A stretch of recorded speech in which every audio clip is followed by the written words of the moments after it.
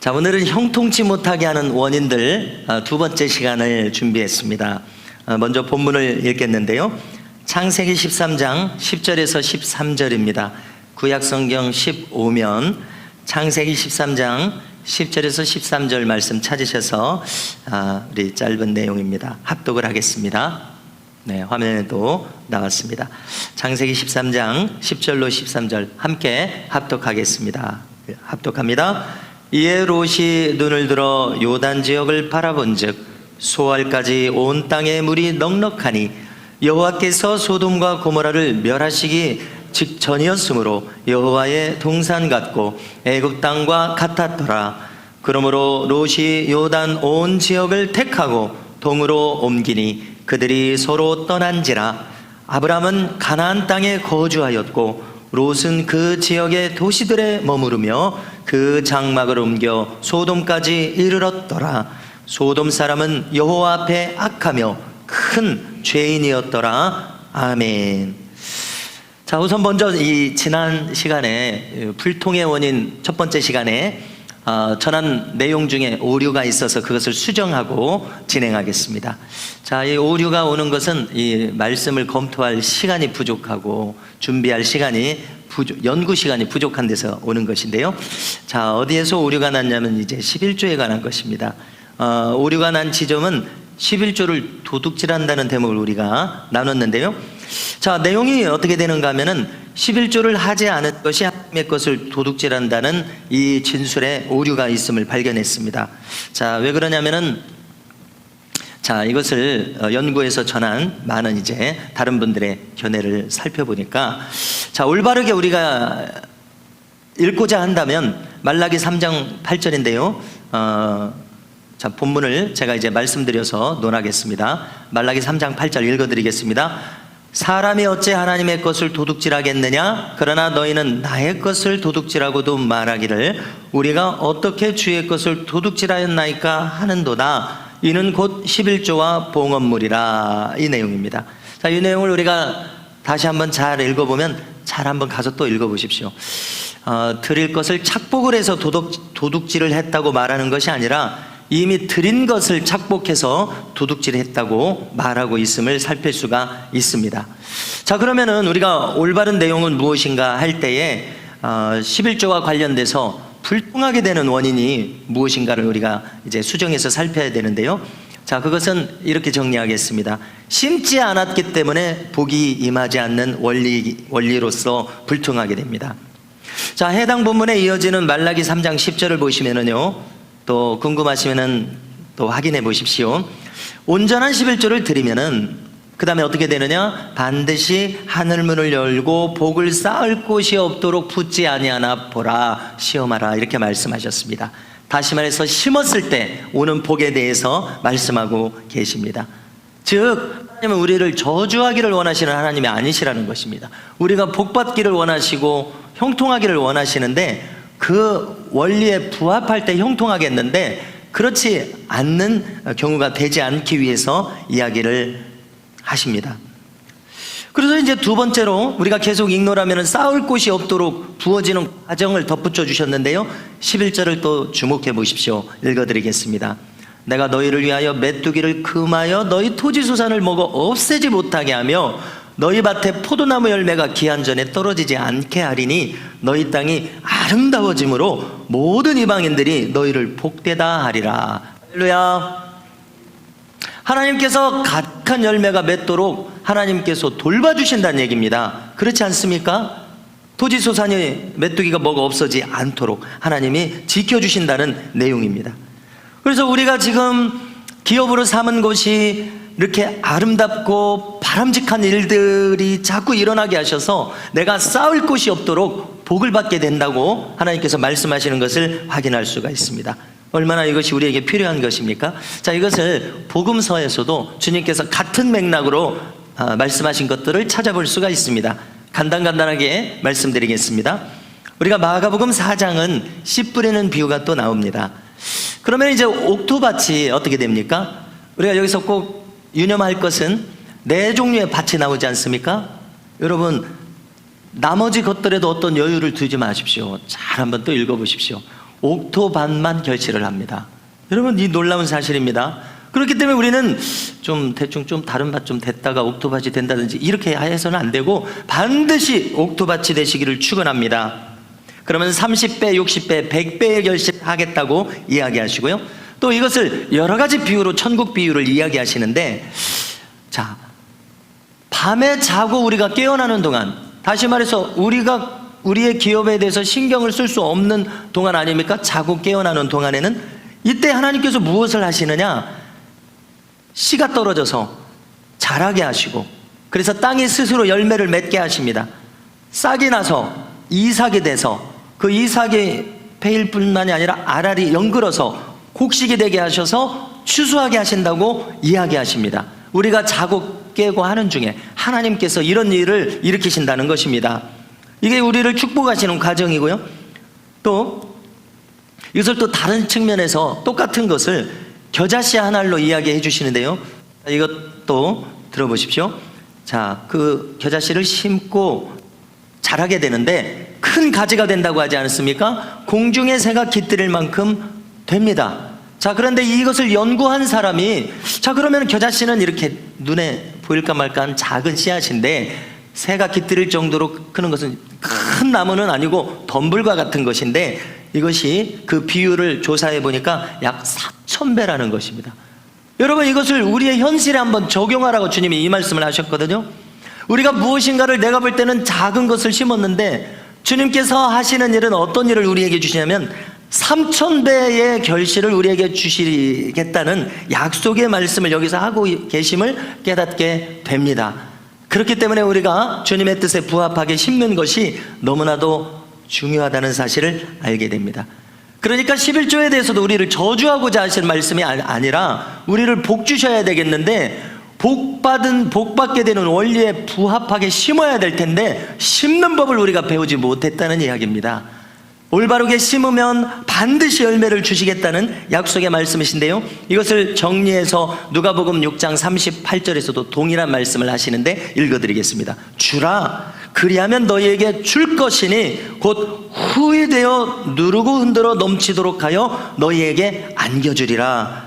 너희가 헤아리는 그 헤아림으로 너희도 헤아림을 도로 받을 것이니라. 할렐루야. 우리가 여기서 놓치는 것이 무엇입니까? 우리가 헤아리는 헤아림으로 하나님께서도 우리를 헤아리시겠다는 것입니다. 여러분, 우리가 어떤 헤아림으로 심는가 하는 우리 자신을 돌아보게 하는 말씀이라고 믿어집니다. 내가 하는 대로 나도 너를 대접하겠다. 나도 너를 대우하겠다. 여러분, 이 말씀 아닙니까? 그래서 주라, 그리하면 너희에게 줄 것이니 누르고 흔들어 넘치도록 해서 안겨주겠다는 이 약속의 말씀이신 것입니다. 만약에 우리가 무엇인가를 받지 못하고 있다면 우리가 주고 있지 못하지 않은가를 돌아보라는 이야기가 되지 않습니까? 그래서 이제 사도 바울은 이 주님의 말씀을 뼈저리게 자기에게 체질화해서 이야기하기를, 주께서 뭐라고 말씀하셨느냐? 주는 자가 받는 자보다 복이 있다고 이렇게 사도 바울이 말하지 않습니까? 주는 자가 받는 자보다 복이 있다. 왜냐하면 받는 자는 지금 자기가 주는지는 모르겠어요. 아무튼 거기 준다는 얘기가 없으니까. 그러나 주는 자는 지금 주고 있습니다. 그렇기 때문에 그가 복된 것은 이제 준 만큼 심은 만큼 다시 하나님께서 주시겠다는 약속이 있기 때문에 그가 복된 것을 우리가 헤아릴 수 있습니다. 자, 여러분, 이것이 바로 물질에 대해서 축복받을 원리를 주님의 말씀으로 우리가 방금 함께 들었습니다. 자, 요약합니다. 자, 무엇입니까? 주고 심을 때 주님께서 나에게 주신다는 겁니다. 30배, 60배, 100배, 겨자씨처럼 3,000배의 결실, 여기 누가복음처럼 누르고 흔들어 넘치도록 안겨주는 원리. 자, 그래서 새벽 시간에 조지 밀러에 대해서 우리 잠시 거론했습니다. 조지 밀러가 고아원을 그냥 소규모 100명, 200명 이렇게 한 것이 아니라 여러 캠퍼스 동에 걸쳐서, 큰 부지에 걸쳐서 동시에 2,050명의 고아를 먹일 만큼, 기를 만큼 대단한 규모로 했습니다. 그런데 그 물질이 다 어디서 왔겠습니까? 심고 받는 원리에 의해서 조지 밀러가 5만 번의 기도응답을 받았다고 하지 않았습니까? 하나님께서 그에게 그렇게 채워주신 것을 우리가 교회 역사를 통해서 확인해 볼 수가 있는데요, 제가 여러분들도 한번 적용해 보시기 바랍니다. 이것을 잘 숙고하셔서. 제가 이제 지난번에 벌써 몇 주 전에 나눴었던 앞으로 다가올 1년 365일 매일매일 너무나 괴로운 일이 많아가지고 매일매일 하나님께서 보호해 주실 것을 미리 감사해서 365만 원을 송구영신 예배 때 하나님께 바쳤던 그런 지혜가 임해서 그 바쳤던 그 젊은 여집사님이 얼마나 놀라운 축복을 받았는가. 그것을 자극을 받아가지고 어떤 목사님이 자극을 받았는데 그분이 간증하는 것에 제가 자극을 받아가지고 당장 나도 그렇게 하겠습니다 하고 굳은 결심을 했다고 하지 않았습니까? 이번에는 제가 지난 주 중에 저희 형한테 이걸 이야기한 거예요. 저희 형이 이제 수원 광교에서 교회를 개척해서 지금 6년째 하고 있습니다. 그래서 제가 이런 놀라운 간증이 있다고 얘기를 했더니 여러분 자기도 당장 하겠답니다. 이런 귀한 간증을 어디서 들었냐. 여러분 참 이게 이런 그 감동으로 반응하는 것이 참 복되다는 생각이 듭니다. 누가 좀 복받는 원리를 알려주면은 나도 그렇게 할 텐데 누가 안 알려줘서 못했다는 듯이 제 마음이 꼭 그렇거든요. 그러므로 우리는 내가 주지 않았음에 대해서, 심지 않았음에 대해서 한번 숙고할 필요가 있음을 깨닫게 됩니다. 자, 이제 오늘 우리가 불통원인 두 번째 세 가지를 다루겠습니다. 자, 신속하게 한번 다뤄보겠습니다. 자, 우리가 형통해야 되겠는데 형통하지 못할 오늘 첫 번째 이유를 어디에서 찾을 수 있냐면 오늘 우리가 함께 읽은 본문입니다. 자, 오늘 본문 13절을 보십시오. 읽어드리겠습니다. 소돔 사람은 여호와 앞에 악하며 큰 죄인이었더라 이렇게 말씀하지 않았습니까? 이 일은 어떻게 해서 생겼습니까? 아브라함과 롯의 이제 그 종들이 서로 영역 다툼이 일어났습니다. 주인들의 마음과 같지 않아서 종들이 지금 일하다가 영역 다툼이 일어났어요. 이래서 지금 아브라함과 조카 롯이 의가 상하게 생겨서 어떻게 하기로 했습니까? 이제 서로 갈라서서 사는 지역을 달리하기로 했습니다. 그래서 이제 정말 마음이 넉넉한 아브라함 삼촌은 조카 롯에게 네가 먼저 선택해라 했더니 롯은 어디를 선택했다고 오늘 말씀합니까? 요단강 동편, 말하자면 좋은 곳을 자기가 먼저 선택한 것입니다. 아무튼 선택을 했는데 도시에서 도시로 좋은 곳으로 전전을 하다가 마지막 최종 정착지가 있으니 어디라고 되어 있습니까? 소돔성이라고 되어 있습니다. 그런데 놀랍게도 이 소돔성은 어떤 곳이냐면 문화적으로 극히 타락한 곳입니다. 여호와 앞에 악하며 큰 죄인이었더라 이렇게 요약하는 것에서 알 수가 있습니다. 요점은 무엇이냐? 지금 이 롯은 자기 의지로 살 곳을 선택하는 데 있어서 지금 문화적으로 타락한 곳, 잘못된 장소, 잘못된 환경을 스스로 택했다는 데 문제가 있습니다. 여러분, 롯이 성령으로 충만해가지고 성령의 불덩어리여가지고 자기가 가는 곳마다 사람들을 의롭게 변화시켰으면 좋았으련만, 자, 어떻게 됐다고 기록하냐면요, 그 반대였습니다. 베드로서 2장 6절에서 8절에서 롯을 평가하기를 어떻게 하냐면 제가 읽어드립니다. 소돔과 고모라 성을 멸망하기로 정하여 재가 되게 하사 후세에 경건하지 아니할 자들에게 본을 삼으셨으며 무법한 자들의 음란한 행실로 말미암아 고통당하는 의로운 롯을 건지셨으니 이는 이 의인이 그들 중에 거하여 날마다 저 불법한 행실을 보고 들으므로 그 의로운 심령이 상함이라. 그 의로운 심령이 상함이라 라고 롯의 상황을, 그 상태를 설명해 주고 있습니다. 여러분, 우리가 롯에 대해서 후속된 이야기를 잘 알고 있는데요, 롯은 이제 자기가 잘못된 장소를 자발적으로 택하여 있음으로 말미암아 성령의 불이 되어서 주변을 변화시킨 것이 아니라 자기가 거기에 물들게 되었다는 것입니다. 그 악한 문화에 물들게 되었습니다. 아브라함이 중보기도로 말미암아 이 롯의 가족을 구원하게 되었는데요, 아내는 이제 미련이 남아서 뒤를 돌아보다가 수금기둥이 되지 않았습니까? 롯과 두 딸이 겨우 이 불심판 가운데서, 유황 불심판 가운데서 구원을 받게 되었습니다. 자, 그러나 비극이 끝나지 않았습니다. 자, 그 두 딸이 그 죄악도성에서 배운 대로 행함으로 말미암아 자손이 이제 나게 됐는데 암몬과 모압 족속에 탄생하게 되었습니다. 자세한 내용은 우리 교우들께서 잘 아시는데요, 여러분, 잘못된 곳을 택하여 내가 그 상황 가운데 거함으로 잘못된 결과, 뼈저린 결과들이 뒤이어졌다는 것을 우리는 성경에서 확인하게 되는 것입니다. 자, 아브라함도 잘못된 곳에 거하다가 너무 두려운 상황에 처하게 되니까 아내를 누이라고 2번이나 속여서 아내를 실제로 이제 그 힘 있는 왕들에게 빼앗길 뻔했습니다. 가나안 땅에서 살도록 하나님이 그를 부르셨는데 그는 첫 번째로 애굽으로 한번 갔었고요, 기근이 나서. 그다음에 두 번째로는 이스라엘 남쪽 넓은 사막 지역을 네게브라고 하는데 이 네게브 광야의 그랄 땅에 이주를 해서 자기 아내를 이렇게 누이라고, 실제로 사촌 누이기는 하지만 속여서 빼앗길 뻔한 엄청난 위기를 맞게 되었습니다. 이주하지 않았다면 그런 일이 없었을 텐데요. 올바른 장소를 택해서 우리가 있는 것이 얼마나 중요한가 하는 것을 이 말씀을 통해서 깨달았습니다. 그래서 우리의 선택을 유의할 수 있기를 바라겠고요. 두 번째로 교만함입니다. 과연 교만함은 우리의 형통을 막습니다. 관련된 구절을 이제 잠언 1장 2절부터 읽어드리겠습니다. 교만이 오면 욕도 오거니와 겸손한 자에게는 지혜가 있느니라 말씀하시고요. 잠언 13장 10절을 보니까 교만에서는 다툼만 일어날 뿐이라 권면을 듣는 자는 지혜가 있느니라 말씀하고요. 잠언 16장 18절을 보니까 교만은 패망의 선봉이요 거만한 마음은 넘어짐의 앞잡이니라 라고 말씀하고 있습니다. 자, 그러나 반대로 야고보서 4장 6절을 보니까 그러나 더욱 큰 은혜를 주시나니 그러므로 일렀으되 하나님이 교만한 자를 물리치시고 겸손한 자에게 은혜를 주신다 하였느니라. 자, 만고불변의 신앙적인 법칙입니다. 누구에게 은혜가 임하는가? 겸손한 사람 은혜에 임합니다. 베드로전서 5장 5절을 읽어드리는데요, 젊은 자들아 이와 같이 장로들에게 순종하고 다 서로 겸손으로 허리를 동이라.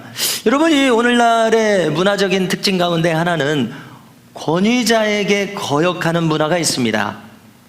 2030에게 그런 문화가 있는지 10대 20대에게 그런 문화가 있는지 모르지만 흔히 앞선 세대들은 요즘 젊은 사람들은 과거와 다르다 이런 말을 많이 하지 않습니까? 저도 이제 해가 더해갈수록 그런 비슷한 것을 느끼게 되더라고요. 지금 이 말씀이 그 말씀 아닙니까? 젊은 자들아 이와 같이 장로 순종하고 다 서로 겸손으로 허리를 동이라. 우리 성경 다른 곳에서는 겸손으로 옷을 입으라 말씀하고 있습니다. 하나님은 교만한 자를 대적하시되 겸손한 자들에게는 은혜를 주시느니라 말씀하고 있습니다. 자, 우리가 성경에서 교만은 무엇이겠습니까? 하나님을 의식하지 않고 자기 마음 가는 대로 결정하고 행동하는 것이 성경에서 말씀하는 교만입니다. 우리가 일반 문화적인 교만함을 넘어서서 성경이 말씀하는 교만이 그것입니다. 하나님을 의식하지 않고 자기 하고 싶은 대로 하는 것. 여러분, 우리가 이것을 생각해 볼 때 우리가 믿음을 다 가지고 있는데요, 우리가 다 믿음을 가지고 있으면서도 우리에게 있는 이 교만의 뿌리가 얼마나 깊은 것인가 하는 것을 절감하는 대목입니다. 자, 교만에서 실제로 모든 죄가 인간에게 들어오는데요, 그리고 놀라운 것은 이 교만함은 사탄에게서 나왔다는 사실입니다. 자, 이것을 이사야서 14장 13절에서 분명히 우리에게 알려주시는데요, 13절을 보니까 내가 내 마음에 이르기를 내가 하늘에 올라 하나님의 뭇별 위에 내 자리를 높이리라. 내가 북극 지폐의 산 위에 앉으리라. 가장 높은 구름에 올라가 지극히 높은 이와 같아지리라 하는도다. 지극히 높은 이가 누구십니까? 하나님이십니다. 자, 사탄이 마음에 이것을 품었다는 것입니다. 예수님께서 사탄에 대해서 뭐라고 말씀하셨습니까? 내가 하늘에서 번개가 떨어지는 것을 보았노라 라고 사탄에 대해서 말씀하셨는데, 이것은 사탄이 어떻게 타락해서 추락했는지를 보여주는 말씀입니다. 여러분, 사탄의 뜻이 있는데요, 대적자라는 뜻입니다. 자, 가장 높은 천사장, 자, 루시엘, 가브리엘, 미가엘, 군대 천사, 또 전령을 담당하는 가브리엘 천사, 찬양과 경배를 담당했던 루시엘 천사장, 세 천사장이 있었다고 하는데요, 이 루시엘이 타락해서 루시퍼가 됐습니다. 하나님을 대적해서, 그의 이름이 사탄입니다. 대적자라는 뜻입니다. 권위에 대한, 최고 권위에 대한 대해서 그가 대적했습니다. 이것이 교만이라는 것입니다. 사탄에게서 교만이 흘러나오고 있는 것을 확인할 수 있고요. 우리는 의로운 자도 얼마든지 다시 교만에 빠질 수 있음을 찾아볼 수가 있습니다. 자, 히스기야 왕이 그 예인데요. 역대하 32장을 보면은 히스기야 왕의 인생에 있어서 가장 큰 사건 중에 하나가 그가 젊은 나이에 죽게 되었다는 것입니다. 하나님 앞에 의롭게 행하고 있었음에도 불구하고 그가 죽게 되었습니다. 이사야 선지자에게 호소했을 때 이제 그가 기도한 것에 대해서 이사야 선지자가 하나님의 메시지를 전하기를 그의 생명을 이제 15년을 연장시켜 주시겠다는 놀라운 병고침과 생명 연장의 응답을 받았습니다. 자, 그런데 이 역대하 32장에 보면은 히스기야가 병들어 죽게 되었다가 고침받은 후에 다시 교만해졌다 이렇게 기록하고 있습니다. 여러분, 그 엄청난 그 응답을 받은 것 아닙니까? 엄청난 축복을 받았습니다. 다시 교만해졌는데요. 뭐라고 요약하냐면 받은 은혜를 보답지 않았다고 이야기합니다. 여러분, 이것은 무슨 뜻입니까? 큰 은혜를 받았는데 그것을 은혜로 생각하는 것을 망각해버렸다는 것입니다. 여러분, 어떻게 이런 일이 일어날 수 있습니까? 히스기야와 같이 경건한 사람이 그것은 그가 교만해졌다는 것 외에는 설명할 길이 없습니다. 여러분, 은혜를 망각하면 당연히 감사한 마음도 없어질 수밖에 없습니다. 여러분, 그러므로 우리가 건강한 신앙의 척도는 내가 은혜를 감지하고 있는가, 은혜를 은혜로 내가 인식할 수 있는가, 이것이 건강한 신앙의 척도고요.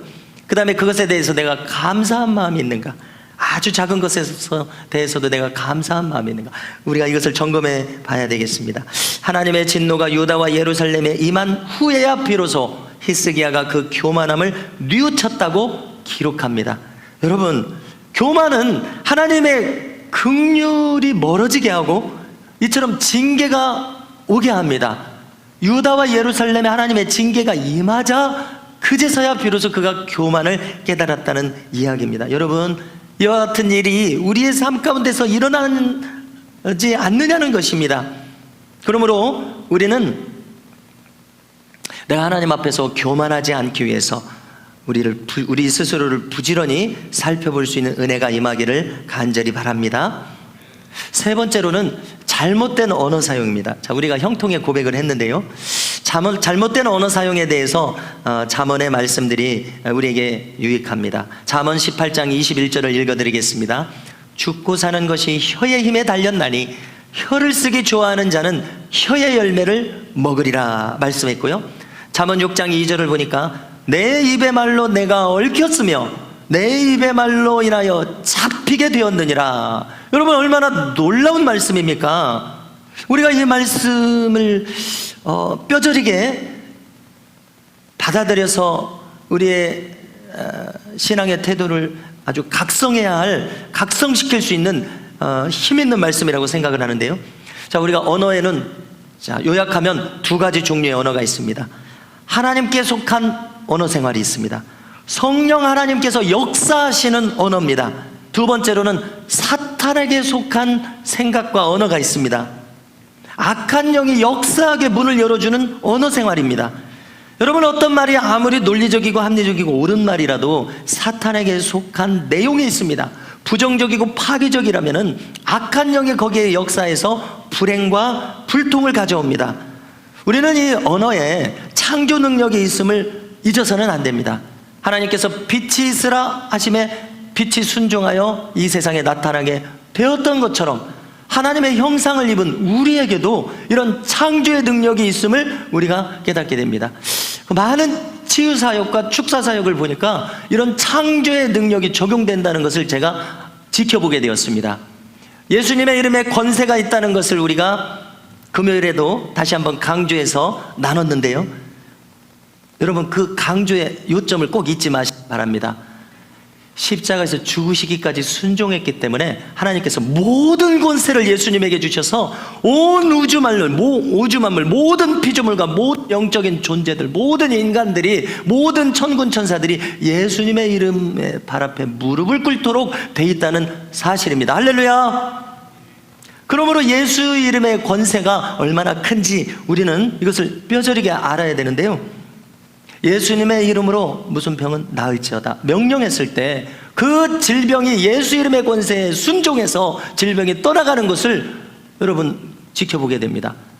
악한 영이 어떤 사람을 장악하고 있을 때 예수 이름으로 명했을 때 그 영이 떠나갈 수밖에 없음을 지켜보게 됩니다.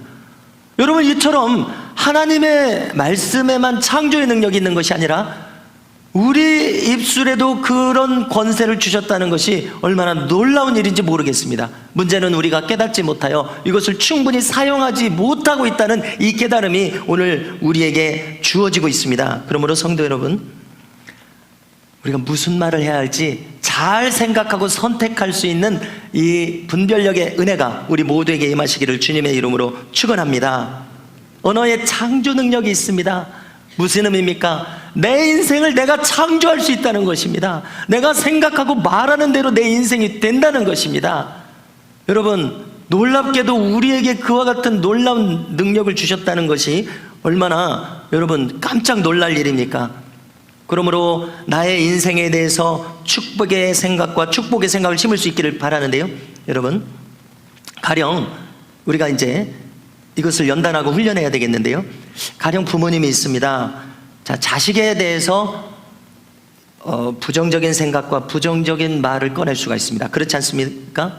그러면은 그대로 실현된다면 그 책임을 누가 져야 됩니까? 부모님이 져야 됩니다. 자업자득입니다. 자기가 심었기 때문에 그렇습니다. 성경에 의하면은요, 자, 반대로 자식에 대해서 좋은 생각을 심습니다. 좋은 말을 심습니다. 여러분, 오늘 우리가 깨달은 바에 의하면 그 결과는 확실하고 분명합니다. 좋은 것을 지금 심었잖아요. 좋은 것을 심었는데 무엇이 나겠습니까? 좋은 열매가 날 줄로 믿습니다. 여러분, 이 말씀을 취하시기 바랍니다. 붙드시기 바랍니다. 좋은 것을 심었기 때문에 좋은 것이 날 수밖에 없습니다. 그러므로 부모님들은 어떤 태도를 가져야 됩니까? 나의 자식에 대해서 어떠한 경우라도 선하고 복된 생각을 계속해서 심으실 수 있기를 주님의 이름으로 축원합니다. 우리가 살다 보면 낙심, 절망, 좌절이 왜 안 옵니까? 충격적인 사건들이, 남에게 말 못할 사건들이 옵니다. 그때 모세 앞에 홍해 바다가 가로막고 있었을 그때, 뒤에 바로의 철병거 600승이 쫓아오고 있었을 그때 그 위기가 우리에게 찾아옵니다. 여러분, 그때 우리는 하나님을 바라봐야 될 줄로 믿습니다. 선한 창조의 말을 나에 대해서, 나의 자식에 대해서 우리는 창조의 능력 있는 긍정적인 말을, 선한 말을 우리가 밖으로 나오도록 우리가 내뱉어야 될 줄로 믿습니다. 여러분, 말에는 창조 능력이 있고 구속 능력이 있는데요, 말에 얽혔다고 지금 말씀하고 있습니다. 잠언 6장 2절, 내 입의 말로 내가 얽혔으며 내 입의 말로 인하여 잡히게 되었느니라. 할렐루야. 여러분, 마가복음 7장에 우리가 가나안 여인을 다시 한번 떠올리겠습니다. 귀신 들린 딸 때문에 너무나 괴로운 이 여인 아닙니까?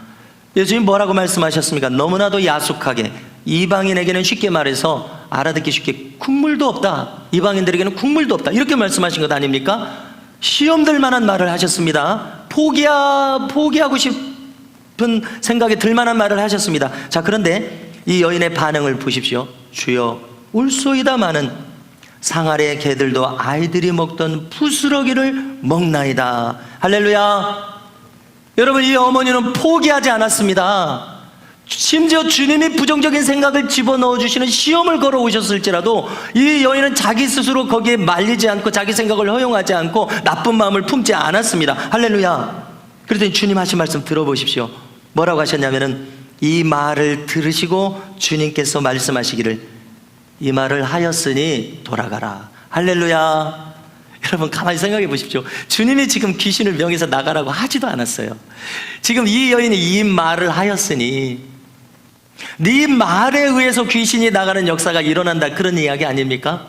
주님은 여기 지금 관여하지도 않고 있는 모습을 우리가 깨달을 수가 있습니다. 이 말을 하였으니 주님이 복을 안 주시고자 해도 복을 안 주실 수가 없는 상황이 되었다는 이야기 아닙니까? 그러므로 이 어머니가 얼마나 잘했습니까? 우리가 우리 자식들에 대해서 이 어머니와 같이 할 수 있기를 주님의 이름으로 축원합니다. 이 말을 했으니 돌아가라, 귀신이 나갔느니라. 이 말을 듣게 되었습니다. 결과적으로 이처럼 우리의 말은 창조력과 구속력이 있습니다. 여러분, 자, 우리가 이 내용을 들었을 때 나 자신과 나의 자녀들을 내 입술로 망하게 할 수도 있고 흥하게 할 수도 있음을 새삼스럽게 깨닫게 됩니다. 자, 여기 우리 한국인들의 신앙 어록들이 많이 있는데요. 자, 그 중에 과거 부흥사 목사님들께서 이런 말씀을 많이 하셨다고 합니다. 막 설교를 하시다 우리나라가 이런 잿더미에서 어떻게 해서 이렇게 흥하게 됐는지 아느냐 이야기를 하시면서, 그것은 엄마가 자식들의 손에 손수건이나 자기 손가락을 갖다 대고 흥해 흥 이래가지고 흥하라고 해가지고 자기 자식들이 다 흥해가지고 우리나라가 이렇게 일어났다는 이런 우스갯소리입니다. 아, 여러분 웃고 넘길 일이 아닌 것 같습니다. 흥해라 흥. 여러분 할렐루야. 우리의 행할 바는 분명합니다. 성령 하나님께서 역사하시는 언어 생활을 하기로 결단하시기를 축원합니다. 악은 모양이라도 버리라고 하셨습니다. 생각도 말고 선한 것만 마음에 품는 우리가 될 수 있기를 바랍니다. 여러분, 우리 주변에 나쁜 사람들이 있습니까 없습니까? 있습니다. 여러분, 나쁜 사람들이 있습니다. 그런데 오늘 이 말씀에 의거하건대 그것도 다 잊어버려야 됩니다. 왜? 우리는 바쁘기 때문에, 좋은 것을 생각하느라고 바쁘기 때문에. 여러분, 나쁜 사람에 대해서 생각 올릴 겨를도 없도록 우리를 만들어야 되겠다는 결단이 섭니다. 그 사람들은 그렇게 살다가 가라고 하십시오. 나는 망하는 생각, 망하는 말에 동참하지 않으리라는 이 결단이 우리에게 필요합니다. 성도 여러분, 우리가 왜 형통하지 못하는가 원인들을 함께 살펴봤습니다. 첫째, 올바른 장소와 환경에 내가 있어야 되겠고요. 더러운 욕조에 들어가 있으면서 내가 왜 이렇게 냄새 나냐, 향긋하지 않으냐, 이렇게 하면 안 된다는 얘기고요. 두 번째, 교만은 사단에게서 왔습니다. 겸손으로 옷을 입는 우리가 되어야 되겠고요. 세 번째로, 성령 하나님께서 역사하시는 말을, 생각을 우리가 품을 수 있기를 바랍니다.